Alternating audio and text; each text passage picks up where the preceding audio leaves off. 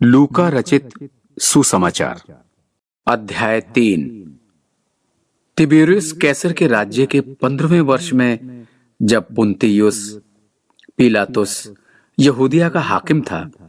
और गलील में हेरोदेस नाम चौथाई का, इतूरिया और त्रिखोनीतिस में उसका भाई फिलिपुस और अबिलेने में लिसानियास चौथाई के राजा थे, और जब हन्ना और कैफा महायाजक थे, उस समय परमेश्वर का वचन जंगल में जकरयाह के पुत्र यूहन्ना के पास पहुंचा, और वो यरदन के आसपास के सारे देश में आकर पापों की क्षमा के लिए मन फेराव के बपतिस्मा का प्रचार करने लगा। जैसे यशाया भविष्यद्वक्ता के कहे हुए वचनों की पुस्तक में लिखा है कि जंगल में एक पुकारने वाले का शब्द हो रहा है, प्रभु का मार्ग तैयार करो, उसकी सड़कें सीधी बनाओ। हर एक घाटी भर दी जाएगी और हर एक पहाड़ और टीला नीचा किया जाएगा, और जो टेढ़ा है सीधा और जो ऊंचा नीचा है वो चौरस मार्ग बनेगा, और हर प्राणी परमेश्वर के उद्धार को देखेगा। जो भीड़ की भीड़ उससे बपतिस्मा लेने को निकल कर आती थी, उससे वो कहता था, हे सांप के बच्चों, तुम्हें किसने जता दिया कि आने वाले क्रोध से भागो? सो मन फिराव के योग्य फल लाओ, और अपने अपने मन में ये ना सोचो कि हमारा पिता इब्राहिम है, क्योंकि मैं तुमसे कहता हूँ कि परमेश्वर इन पत्थरों से इब्राहिम के लिए संतान उत्पन्न कर सकता है। और अभी कुल्हाड़ा पेड़ों की जड़ पर धरा है, इसलिए जो पेड़ अच्छा फल नहीं लाता वो काटा और आग में झोंका जाता है। लोगों ने उससे पूछा, तो हम क्या करें? उसने उन्हें उत्तर दिया, जिसके पास 2 कुर्ते हो वो उसके साथ, जिसके पास नहीं है बांट ले, और जिसके पास भोजन हो वो भी ऐसा ही करे। और महसूल लेने वाले भी बपतिस्मा लेने आए और उससे पूछा, हे गुरु, हम क्या करें? उसने उनसे कहा, जो तुम्हारे लिए ठहराया गया है उससे अधिक न लेना। और सिपाहियों ने भी उससे ये पूछा, हम क्या करें? उसने उनसे कहा, किसी पर उपद्रव न करना और न झूठा दोष लगाना, और अपनी मजदूरी पर संतोष करना। जब लोग आस लगाए हुए थे और सब अपने अपने मन में यूहन्ना के विषय में विचार कर रहे थे कि क्या यही मसीह तो नहीं है? तब यूहन्ना ने उन सब से कहा, मैं तो तुम्हें पानी से बपतिस्मा देता हूँ, परंतु वो आने वाला है जो मुझसे शक्तिमान है। मैं तो इस योग्य भी नहीं कि उसके जूतों का बंद खोल सकूं। वो तुम्हें पवित्र आत्मा और आग से बपतिस्मा देगा। उसका सूप उसके हाथ में है, और वो अपना खलिहान अच्छी तरह से साफ करेगा। वो गेहूं को अपने खत्ते में इकट्ठा करेगा, परंतु भूसी को उस आग में जो बुझने की नहीं जला देगा।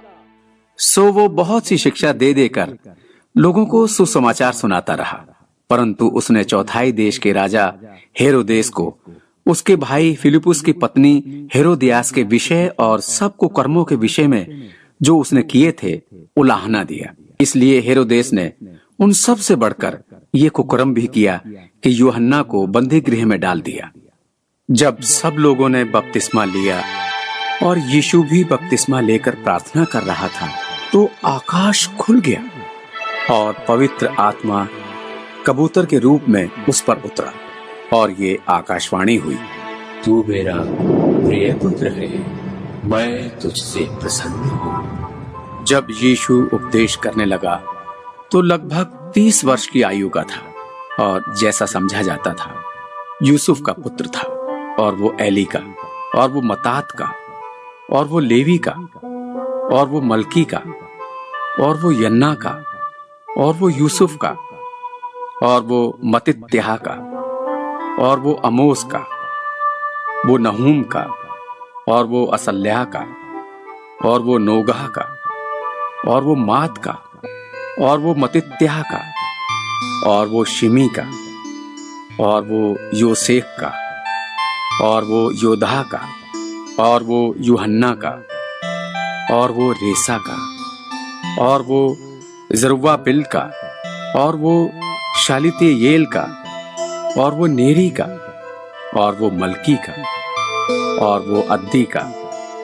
और वो कोसाम का, और वो इल्मोदाम का, और वो एर का, और वो यीशु का, और वो इलाजार का, और वो योरीम का, और वो मतात का,